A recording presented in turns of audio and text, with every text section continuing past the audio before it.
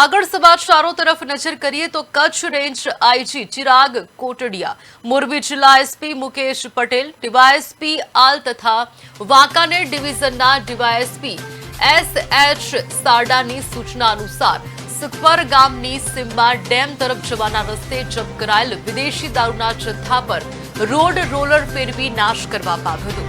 આ કામગીરી રેવન્યુ અને નાકાબંધી કહી શકાય કે નશાબંધી વિભાગના ઉચ્ચ અધિકારીઓની પ્રત્યક્ષ ઉપસ્થિતિમાં હાથ ધરવામાં આવી હતી।